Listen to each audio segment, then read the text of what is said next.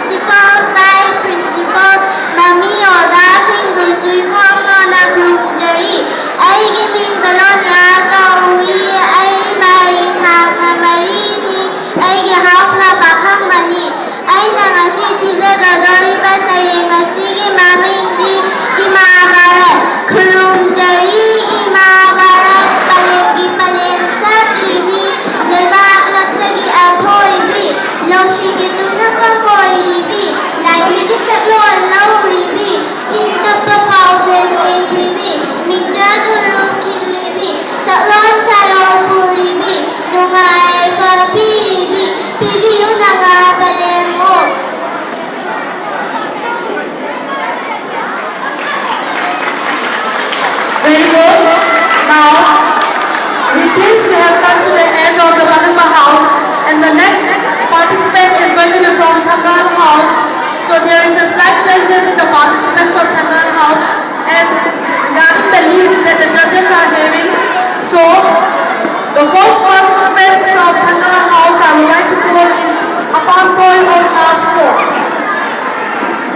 Please, the judges, the name of Apantoy will not be there. Some participants are absent, so I'm just requesting the judges to make a slight changes in the participant list. So the first participant here for Thangan house is Apantoy of class 4.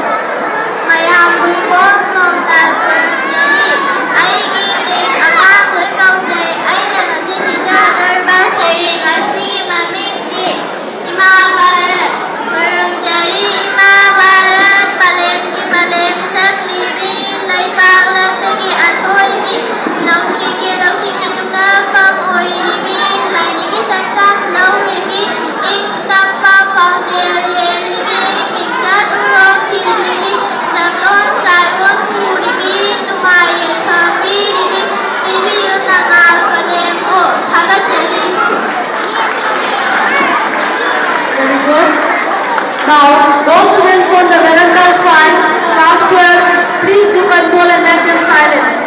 Those students on the veranda. So the next participant for Thangan house is Sumira of class 5. Sumira of class 5.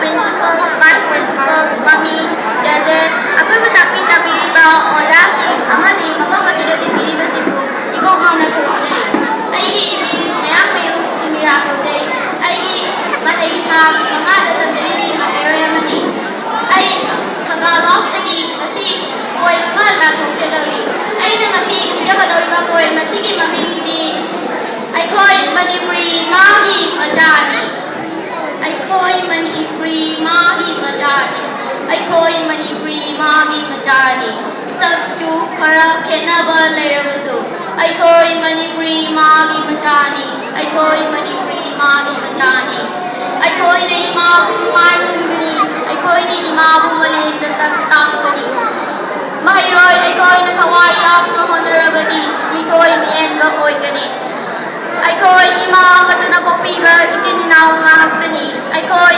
अमगा मतेंग पांगगनी अइना अइगी Pongal उtkani मालेंदा लाक्लो इचिनाउ सा अइगी लौशिनरिबा सैरेंग असिबु मपुंग फाना लौशिनमिनरसी अइखोई मणिपुरी मागी मचानी अइखोई मणिपुरी मागी मचानी थागचरी A very good performance. So the next participant is Irengbam Langchenpi of class 3. Irengbam Langchenpi of class 3.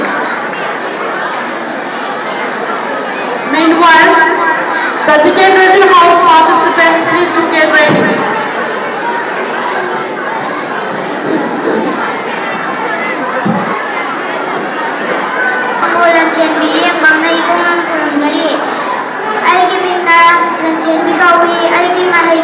ꯊꯥ ꯑꯍꯨꯝꯅꯤ ꯑꯩꯒꯤ ꯍꯥꯎꯁꯅ ꯊꯝꯕꯥꯜꯅꯤ ꯑꯩꯅ ꯉꯁꯤ ꯁꯩꯔꯦꯡ ꯊꯤꯖꯒꯗꯧꯔꯤꯕ ꯃꯃꯤꯡꯗꯤ ꯁꯅꯥ ꯂꯩꯕꯥꯛꯅ ꯄꯣꯛꯄꯅꯤ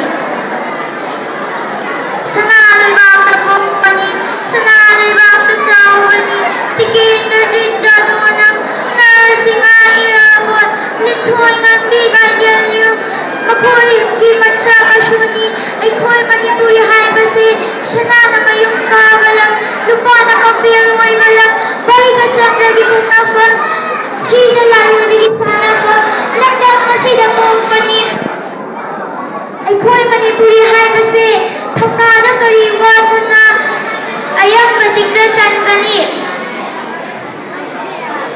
ꯂꯥꯏꯅꯤꯡꯗ ꯀꯔꯤ ꯅꯣꯞꯇꯨꯅ ꯍꯤꯡꯆꯥ ꯌꯥꯏꯇꯝꯕ ꯑꯣꯏꯒꯅꯤ ꯁꯛꯇꯤꯗ ꯀꯔꯤ ꯇꯥꯛꯇꯨꯅ ꯃꯅꯤꯄꯨꯔꯤ ꯅꯨꯄꯤꯕꯨ ꯄꯨꯊꯅꯤ ꯊꯣꯏꯕꯤꯒꯤ ꯃꯤꯡꯆꯟ ꯎꯗ꯭ꯔꯤꯌꯦ ꯁꯛꯇꯤꯕꯨ ꯉꯥꯡꯉꯩꯌꯦ ꯊꯥꯒꯠꯆꯔꯤ. Very good. Now, the next performer is Nargis of class 5.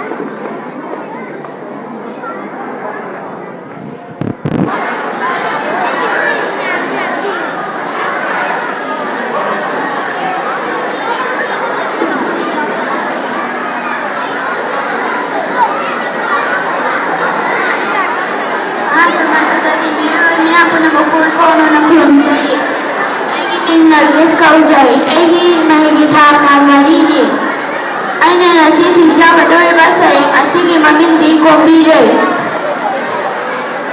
lamfen nawa kombirei lerang lasagi muraga kabrani goman balai singelaju uraga singelaju uraga nubangi majuni sathek naina satpani lamta thajibola pada hello darling enjoy the ball and feel over the family sad now